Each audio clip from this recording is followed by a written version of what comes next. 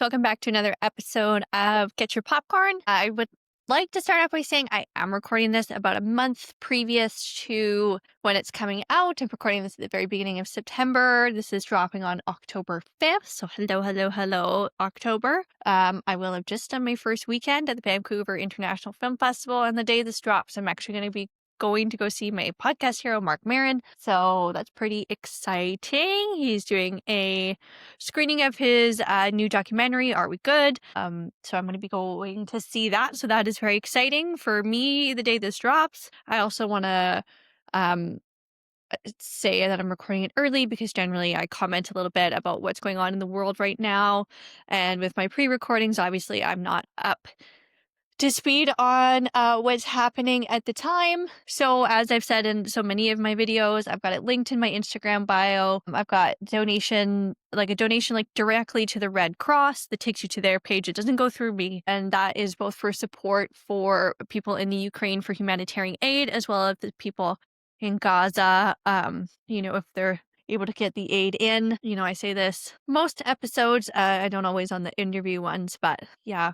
What's going on in the world is horrendous right now. There's no reason on earth that there should be civilian targets of any kind, especially children. What's happening is horrible. We're watching a genocide happen in front of our eyes, and there's no excuse for this. There isn't. And if, it gets heated in the comments or whatever, and I have had to do this on a few videos, I will turn off the comments. I stand by with my full chest that children do not deserve this. There is nothing on earth that makes people deserve this. It's horrific. We're watching this happen in front of our eyes. So please make sure you're writing your local elected officials, talking about we need to be doing more. In Canada, we are basically not doing anything. I know that there's certain members of the NDP that have been great in trying to close some of the loopholes for weapons sales to Israel, which is great. Kudos to the NDP. They're always on the forefront of what needs to be done in this country and always looking out for those who are not afforded the same luxuries as others. So kudos to the NDP on that one. We aren't doing enough. I've written my local MP as well. Obviously, given the nature of my local MP, I didn't get the response I was hoping for, but I tried to make my voice heard best I could. And so I'm doing it on here too, because silence is compliance, guys. It really is. And I don't know, I'm not trying to virtue signal or any of that. It's important to speak out because if roles were reversed, you would want people to speak for you, right? Innocent civilians don't deserve anything. Everybody's just a person, right? We're all at this, we all bleed red, guys. So please. Yeah. So we'll get started on the episode. I have to start off commenting on some of this stuff. And I think some people wonder why I do that. I know I've gotten a couple of videos, comments on those videos too. But because I review movies, like art is inherently political. All art is. Film especially, it's such a visual medium and it gives us such an ability to sit in the shoes of others for, 90 minutes if a film's cut well. That's what I always say. A 90-minute cut means there's no fat. But art is political, all art. And I think it's important that I continue that through this as well with the commentary. And I think it would be, frankly, tone deaf for me not to comment on politics. And there's stuff like that where I almost don't even think it's necessarily like a voting political issue. I think it's just, a humanitarian issue. And like that is political. But you know what I mean? Like, I think it's something that should be like completely across the board, something that we agree on, that children don't deserve to be put in harm's way and children don't deserve to be used as political pawns. It's horrendous. And I think we need to get some food into some starving kids. So that's my little caveat off the top. So we are 1 month into our spooky season here at the podcast, which has been super fun. I've got some really exciting creators coming on, guys. I can't wait. I've got a really fun guest coming on that will be airing in a couple of weeks. She's going to be doing The Substance with me, which I'm pretty excited about. Her screen name on TikTok, so I'd really love for you to give her a little follow because she is just awesome, awesome, awesome. Her scream name is Blizzflix. That's Blizz. And then I'm also going to have another guest coming on, which I'm super excited about. He's going to be deep diving a film called Cure. It's a Japanese film, which I've never seen. He picked it, which is awesome. I love getting to know new films. And so that is Marley Loves Movies, spelled MarleyLobes, and then movies. And he's on TikTok as well. He's going to be deep diving The Cure with me, or just Cure. So that's going to be really exciting. I'm also going to have creator Screened and Scored, spelled just like that. He's coming on just to talk shop with me about movies. Same with Screen Brulee. Don't know if either of these episodes have aired by the time that we do this. I'm sure Screened and Scored is because I'm chatting with him this weekend. But make sure you give him a follow if you haven't already. And then I also have creator Physics coming on. So I'm pretty excited about that as well. So that is PHZ-SICKS. So I'm pretty excited about him coming on too. So to follow his TikTok, he's also got music released. So make sure you're following him as well.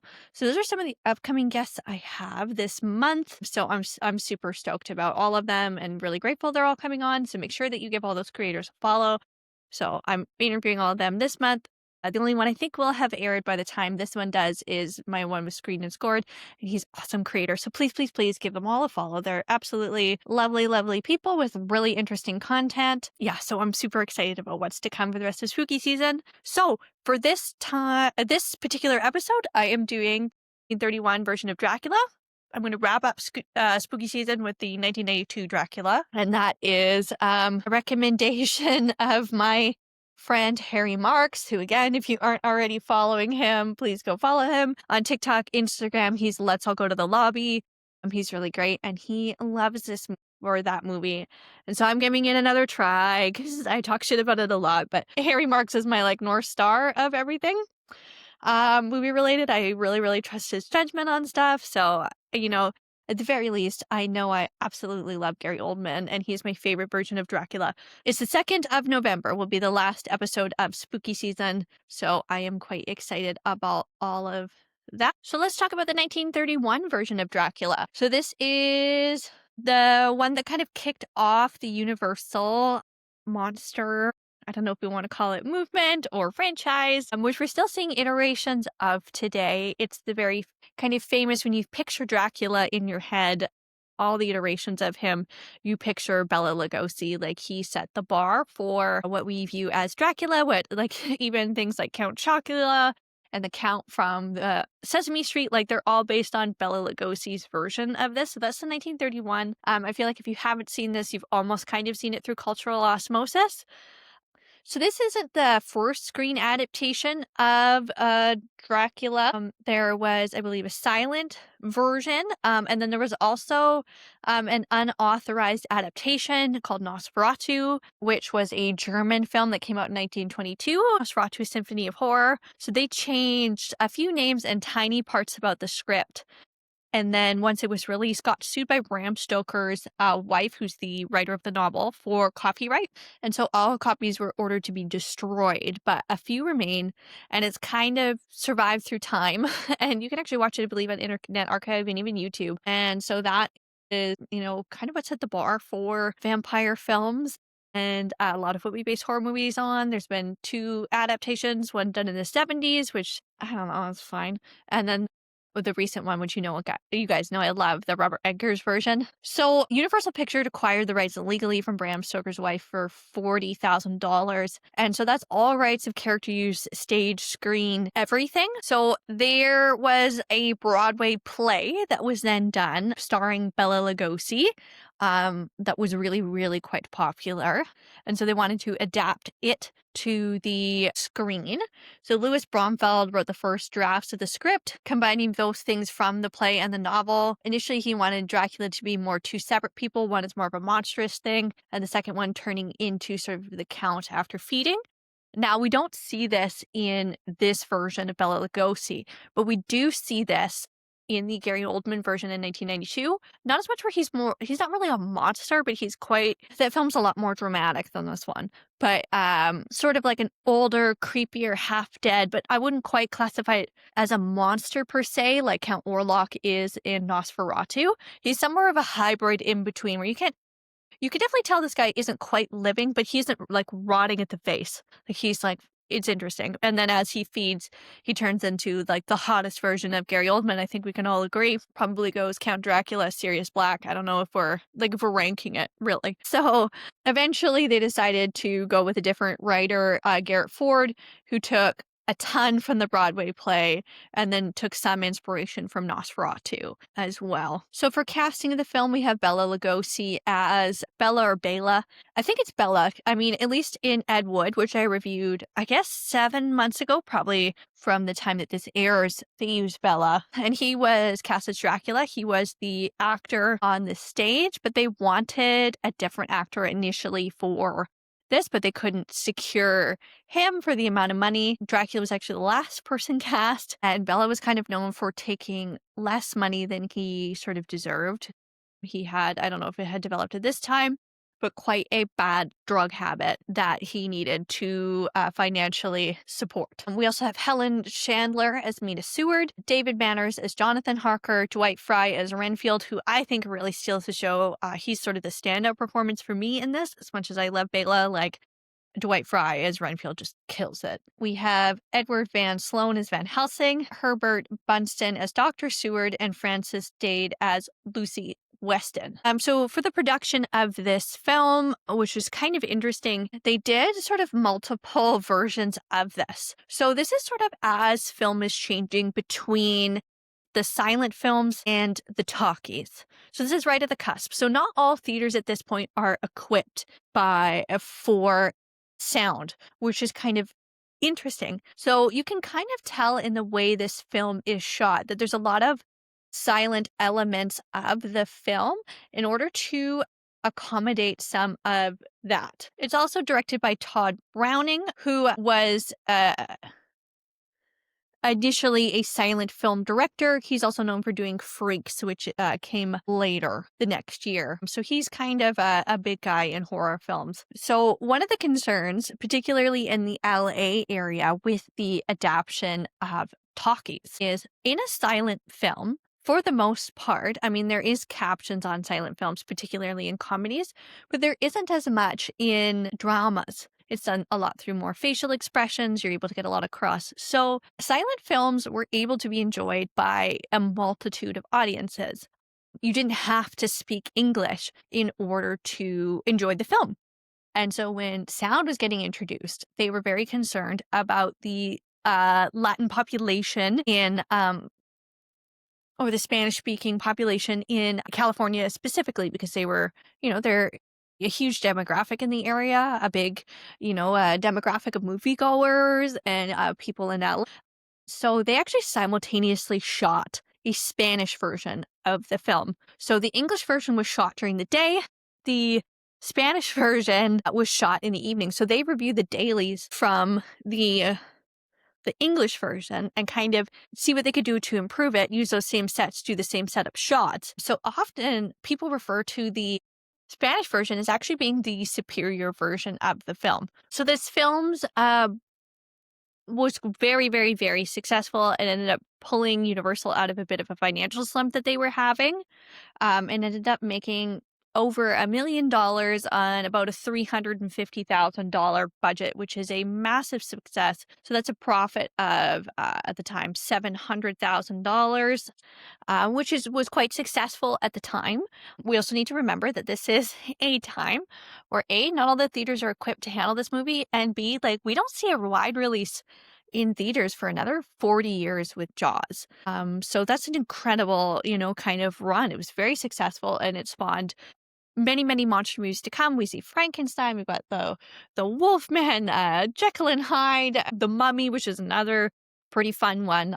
So this really spawns a whole cinematic universe, shall we say. This is much better than the Marvel one, I think, because I love camp a little bit more than I love all that. So this film was a a critical and commercial success. It currently holds, I believe, a 95 on Rotten Tomatoes, which of course is not a reliable source, as you guys know. So it holds a 3.6 on Letterboxd. I gave it a 4, and my little quote is, "Gentlemen, we are dealing with the undead." Which is a quote from the film. This film was not nominated for any Academy Awards. Not any different than a film that is released today. Horror movies never get the love that they are deserving of. So that would have only been the fourth Academy Awards, because they were holding the event in November instead of. Instead of now, they hold it in February, so the Christmas releases can get included. So the winners from this year, and it was called Outstanding Production at this time. Samarin won, which is a Western. The other films that were nominated are Eastland, The Front Page, Skippy, and Trader Horn. I think it's pretty easy to say that Dracula, in terms of like cultural impact, has, greatly succeeded all of the rest of those films. Another really interesting thing about this is, so this was made pre-Hays Code, or the production code, which was a code that was enforced in partisanship with the Catholic League to censor films. And we saw this all the way up, for like 20, 30 years, which is crazy. So the original runtime of this film was 85 minutes. So it was then reissued, the film following this, and then the one available on DVD and things like that is a 75-minute version. I believe it's been just kind of lost to time. You're welcome to correct me in the comments if that's not true, but from my research, all I could find was that it has been lost to time. There's an epilogue that was cut, which was at the start, where they sort of introduced the film and the characters.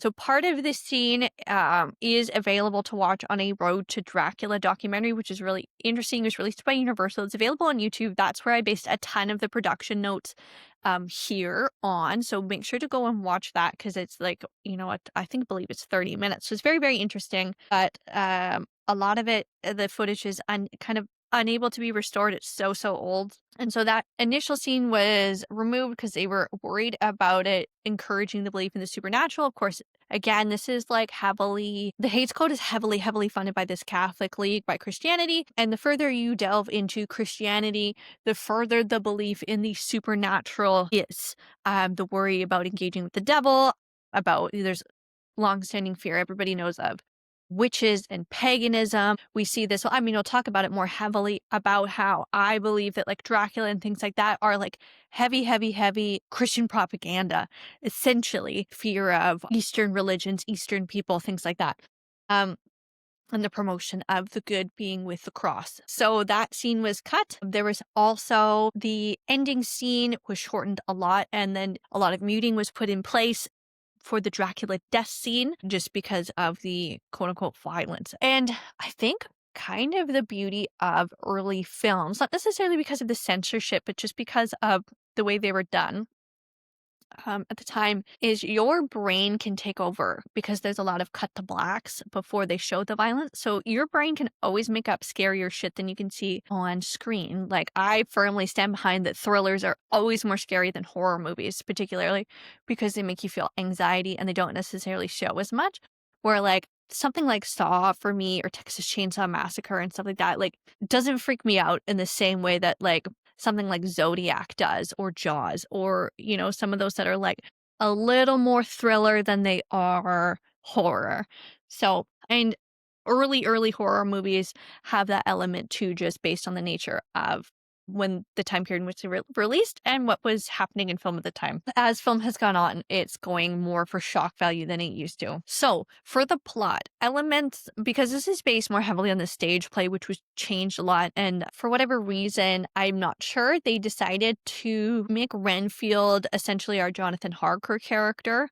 And make Jonathan Harker kind of like a tiny blip of a character that appears. I'm not sure why they chose to do that, maybe just for time's sake, so that we don't have to have both Renfield and Jonathan. But Renfield is actually the one that travels to Dracula's castle instead of Jonathan like he does in the book, and then the 1992 version. So we start off Renfield, like in all iterations, same as Thomas in Nosferatu, same, is he's a solicitor, a realtor, essentially, who's traveling to Transylvania to Count Dracula's castle. I'm gonna say Count Warlock there on a business trip, essentially to help secure Dracula property in England. So we start up in the stagecoach, and he's explaining where he needs to go. Sort of as he gets off, the local people are, very afraid of Castle Dracula and Dracula himself. The people there immediately tell him that they think he's a vampire who sleeps in his coffin at night. One of the village women gives him a crucifix to protect him, but Renfield kind of dismisses them, refuses to stay at the inn there, and asks for his carriage driver to take him to Borgo Pass, which is where he's supposed to meet the stagecoach of Dracula to take him to the castle. We then jump to shots of Dracula emerging from his coffin, and his wives emerging from the coffins at sundown as well.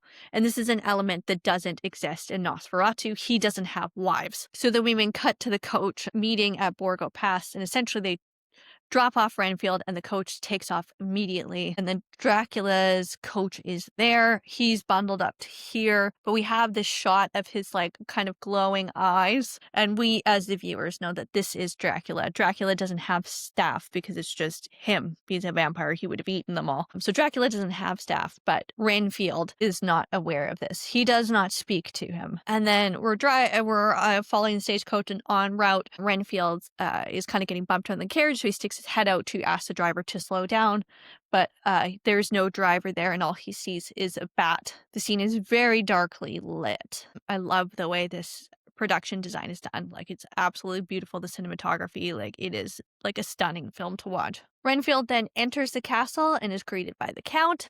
I'm going to read some dialogue because it's just very iconic. The Count says, "I am Dracula." And Renfield says, "Oh, it's really good to see you. I don't know what happened to the driver and my luggage. Well, with all this, I thought I was in the wrong place." And he's sort of pointing around to the ruins of the castle. Dracula says, "I bid you welcome." And he sort of turns around, goes up the stairs, and he starts to hear wolves howling. And we hear this iconic line: "Listen to them, children of the night, what music they make." And then he looks down at a spider and he says, "The spider spinning the web for the unwary fly. The blood is life, Mr. Renfield." So Dracula then brings Renfield into the dining room for dinner. You see then Dracula's eyes are lit in the same way as the driver's, which starts to make Renfield kind of uneasy because he's starting to kind of clue in that, oh, maybe the villagers were right. Yeah, they were right, Renfield, you should have listened. Renfield then cuts himself on a bread knife, and Dracula is drawn to it until we see Renfield's cross sort of necklace sort of fall out.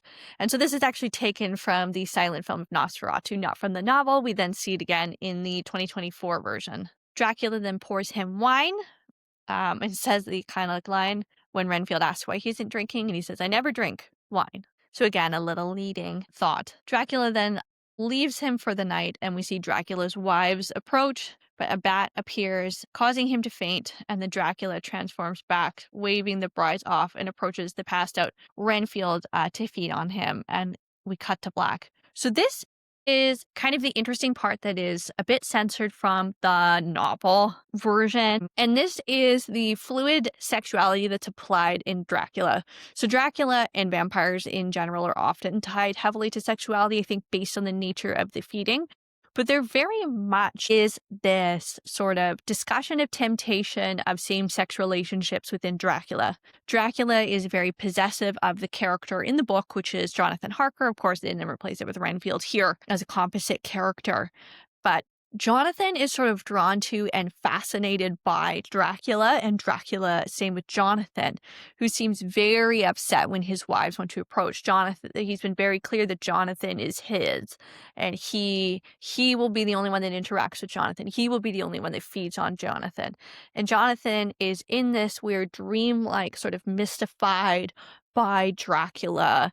And so it's this interesting commentary because this is 1897, right? So we think of the discussion on same-sex relationships and homosexuality is a relatively new thing in media. But if we look back at literature, it's been present all along. And I think it's a way to kind of almost sneak it in under the radar a little bit. You find it if you're looking for it more so than it being right in your face. As much. I think that, Dracula and vampires are used for an allegory for a number of things and a warning of number of things. And I'm going to put in quotations warning because as I discussed in Nosferatu, which I think I'll do a revisitation episode, maybe Christmas, just because it was released on Christmas. But, warning is in quotations. But when we talk about Dracula as well, it is a fear of Eastern religions, people from the East. Dracula, I believe, is relatively and it's not just me, it's done, there's been tons of literary analysis on Dracula is the fear of particularly Judaism coming from places like Poland and Romania and Russia and Ukraine and all those Eastern countries. And the fear of that influencing the Anglo-Saxon Christian West and highlighting Christian religions as good and associating, Eastern religions as bad. So, we're talking about those themes as well. There's a lot of talk in the book about, Dracula is a plague upon the town that he comes in, that he's infecting the people, all of this stuff, which is an allegory for, Eastern religion infecting the Anglo-Saxon world. So there's tons and tons of interesting commentary that, is a lot better than the one I'm doing now. So I highly recommend looking that up. But there is this element of same-sex relationships and homosexuality as this like sort of dancing with the devil aspect as well, which of course goes hand in hand with a lot of those more traditional Catholic and Christian values. Of course, like I'm not going to put that label on all Christianity because there are a number of Christian subsects that are very accepting of homosexuality, as they should be. But we're seeing that. And I think, as our culture has been regressing, and we have seen that recently quite a bit since we've had a lot of like political changes, particularly what we've seen with the influence of the United States in terms of regressing, in terms of how they feel about homosexuality. We've seen a super big rise in Christian nationalism. It's kind of coming back around to where they would have been in 1897 in this sort of Victorian puritanical society, which is gross. But, and I think that is why Dracula has remained in the cultural zeitgeist for so long, and why the impact is still, like, we're still fascinated by the concept of Dracula, the concept of the vampire, the concept of this, like, outside force coming in and, like, infecting our society, so to speak. And so that's just sort of, like, my little tangent on this, but I highly recommend doing some readings on the interpretations of Dracula, the themes of anti-Semitism in Dracula, the themes of homosexuality in Dracula. It's really, really interesting. And you can deep dive that forever in a day. So after the cut to black of Feeding on Renfield, we cut to the sailing of England. So Dracula has purchased this place. He has to travel in the dirt of his homeland where he was buried. So Renfield has been sort of hypnotized and turned mad, so they say. We see him emerging from a coffin, which he's sleeping in, calling Dracula master. And it's implied that they feed on the crew one by one to survive the trip to England, which is really and it's done in this really cool way. We see a shot that's like, we see the captain who was tied himself to the steering wheel, which is the same from the boat. And we see that he's dead and hanging, but we don't actually see the captain himself. It's just in shadow. So Renfield is the only one alive and he's laughing maniacally. And it's a shot of him with these like crazy eyes from the bottom of the stairs while the police sort of find the boat. We then see a shot of the newspaper explaining all the events and that Renfield has been sent to Dr. Seward's sanitarium for the insane, so they say. And this is adjoining Carfax Abbey, which is a house. And that's a nod to the novel, which is all done. It's not a narrative novel. It's done through diary entries and newspaper articles, captain's logs. Is how the story is told. We then cut to Dracula walking the streets of London and we see him attack a young woman in the mist. We then cut to the theater where Dracula meets Dr. Seward and introduces himself to Dr. Seward, his daughter Mina, who is not his daughter in the novel. her fiance Jonathan Harker, and their family friend Lucy, as they are now neighbors because Dracula lives next to this sanitarium and Carfax Abbey and Dr. Seward and all of them. Lucy is very drawn to and transfixed by Dracula. Her and Mina later discuss this at night, and she admits to having a bit of crush on him.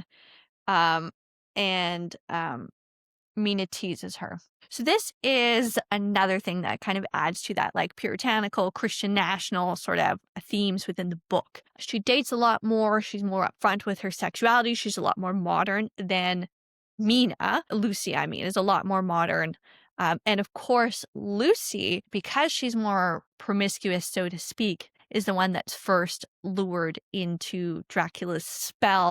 And of course, then receives her punishment of being killed. So again, it just fits that same thread that the book sows, and then again through this movie as well. So that night, Dracula enters her room and feasts on her while she sleeps, and she dies the next day. We then cut to the sanitarium where Renfield is screaming as an aide takes him away, takes away the flies that he's eating because he needs the blood. And he talks about how he wants rats. We then meet Professor Van Helsing, who's analyzing the blood and discovers things about Renfield and his obsession. And he starts talking about vampires. And so Van Helsing